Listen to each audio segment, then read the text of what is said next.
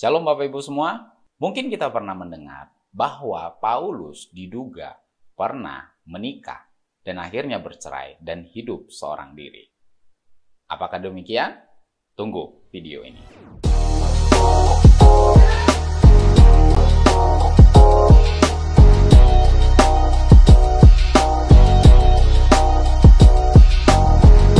Beberapa orang menduga bahwa Paulus pernah menikah sebelum akhirnya dipanggil oleh Tuhan menjadi seorang Kristen dan menjadi rasul bagi banyak bangsa, khususnya dari bangsa-bangsa yang bukan dari Yahudi.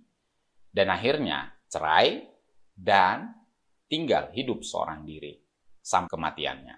Nah, di sini kita akan membahas apakah benar demikian.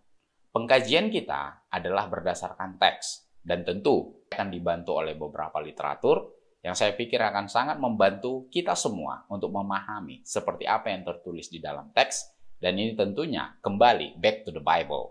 Nah, saya dibantu oleh beberapa literatur Bapak Ibu, yaitu The Expositor Greek Testament, Analytical Lexicon of the Greek New Testament, Clarke's Commentary, dan Study Notes on the Holy Scriptures. Keempat literatur ini akan membantu kita memahami. Nah, kita akan lihat 3 ayat terjemahan Alkitab yang seolah-olah menunjukkan bahwa Paulus pernah menikah. Dan kita akan compare, kita akan bandingkan dalam teks bahasa Yunaninya. Sehingga kita bisa dapat apa yang dimaksud oleh penulis Alkitab berdasarkan bahasa Yunani, Bapak Ibu. Kisah seorang Saulus, perkenalannya itu dimulai dari ketika Stefanus mati martir. Saya percaya khususnya orang-orang Kristen yang menonton video ini, pasti sudah tahu kisah itu. Bagaimana Saulus menjadi saksi kunci kematian seorang Stefanus.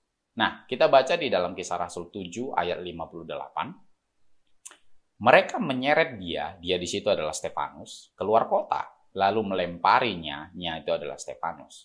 Dan saksi-saksi meletakkan jubah mereka di depan kaki seorang muda yang bernama Saulus.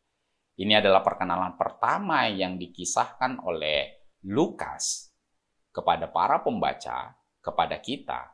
Disinilah awal perkenalan Saulus itu dimulai. Highlight seorang muda yang bernama Saulus. Dalam teks Yunaninya Bapak Ibu, itu adalah neaniu kalomeno saulo. Nah, apa arti neaniu? Dalam literatur yang sudah saya sebutkan sebelumnya, yang pertama artinya itu adalah use of a man in the prime of life between 24 and 40 years old. Jadi, neaniu adalah sebutan untuk laki-laki yang berumur 24 tahun sampai 40 tahun. Itu yang pertama. Yang kedua adalah digunakan use for an older boy yang unmarried man. Jadi neaniu dipakai untuk laki-laki yang berumur 24 tahun sampai 40 tahun dan belum menikah. Jadi dengan kata lain, Bapak Ibu, Saulus pada saat Stefanus mati, Saulus lajang, belum menikah. Nah, ini salah satu yang mengcounter, mengatakan bahwa Paulus pada saat menjadi seorang Farisi dan bergabung di Sanhedrin, dia sudah menikah. Kondisinya pada saat itu, dia lajang. Nah, yang kedua, kita belajar dari 1 Korintus 7 ayat 8. Tetapi kepada orang-orang yang tidak kawin dan kepada janda-janda aku anjurkan, supaya baiklah mereka tinggal dalam keadaan seperti aku. Sekilas kalau kita lihat ayat ini Bapak Ibu, ada 2 kemungkinan yang muncul. Yang pertama, Paulus tidak kawin. Yang kedua, Paulus berposisi seperti janda. Dengan kata lain, dia adalah duda dan tidak kawin lagi. Nah, itu pertanda seolah-olah Paulus pernah menikah dan cerai. Kalau kita baca di 1 Korintus 7 ayat 8, sekilas. Nah, saya mau pemahaman kita bukan hanya membaca sekilas, tapi kita harus lihat ke teksnya. Kita perhatikan dalam teks Yunaninya Bapak Ibu. Lego de tis agamis ketes kires. Kata tidak kawin itu adalah tis agamis. Kata janda-janda itu adalah tes kires. Apa arti tis agamis? Agamis artinya unmarried person, either man or woman, single person, yang belum pernah kawin sebelumnya. Dan tentu kita sudah tahu, orang yang kedua yang dimaksud adalah janda-janda, ya pasti sudah pernah menikah. Dan itu tentu sesuai dengan teksnya, itu ditujukan kepada feminim plural. Ya, sementara unmarried person itu dikategorikan ke dalam masculine plural. Dari teks ini kita bisa lihat, Paulus masuk ke dalam kategori tidak kawin. Bukan kategori sudah pernah menikah, sudah pernah kawin, namun cerai.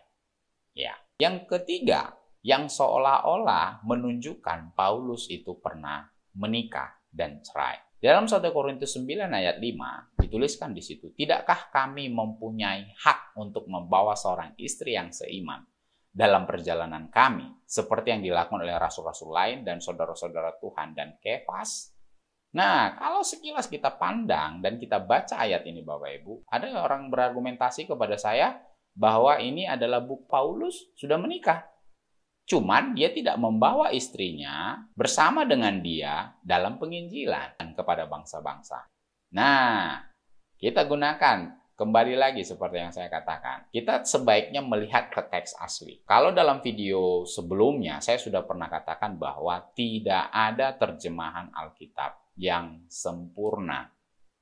Itulah sebabnya kita perlu dibantu oleh terjemahan Alkitab yang lain. Karena salah satu kendala dalam penerjemahan adalah pemilihan vocabulary atau kosakata Bapak Ibu. Dari bahasa sumber ke bahasa tujuan itu terjadi gap yang bisa menimbulkan ambiguitas dan bisa juga menimbulkan kesalahartian antara teks sumber dengan bahasa tujuan.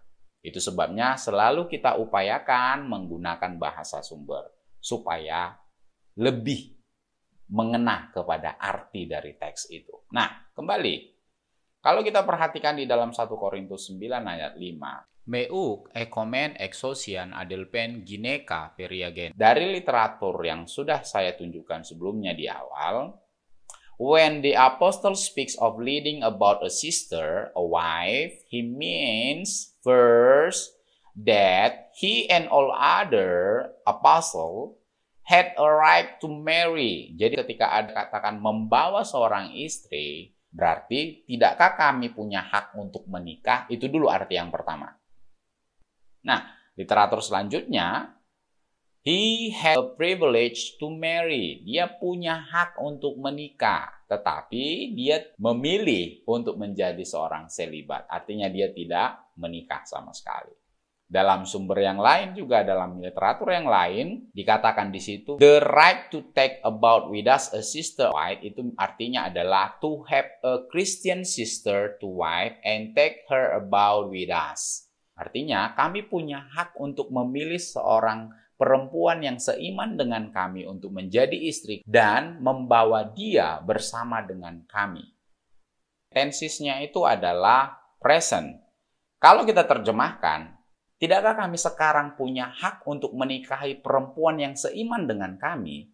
Itu artinya sekarang kami belum menikah. Yang kedua adalah kalau kami sudah menikah, maka kami juga punya hak untuk membawa istri dalam perjalanan kami dan disupport oleh jemaat yang kami kunjungi. Karena 1 Korintus 9 ayat 5 ini berbicara tentang bahwa hak-hak kerasulan yang tidak dipakai oleh Paulus. Sementara rasul-rasul yang lain memakai hak itu. Ketika mereka membawa istri, maka jemaat yang mereka kunjungi itu menanggung-jawabi kehidupan mereka. Nah, sementara Paulus tidak menggunakan hak itu. Dia tidak menggunakan haknya untuk menikah, dan dia juga tidak menggunakan haknya untuk perjalanan dia, dan seandainya dia menikah, itu didukung, itu disupport oleh jemaat yang dia kunjungi. Dan itulah yang dibuat terus komitmennya sampai kepada kematiannya sebagai seorang martir. Jadi Bapak Ibu sudah jelas? Dari 3 teks, dari 3 ayat yang kita baca yang seolah-olah menunjukkan Paulus menikah, kita analisa teks Yunani bahwa Paulus tidak menikah. Mungkin ini yang bisa saya sampaikan kepada Bapak Ibu. Semoga ini menjadi berkat. Tunggu video berikutnya. Tuhan Yesus memberkati.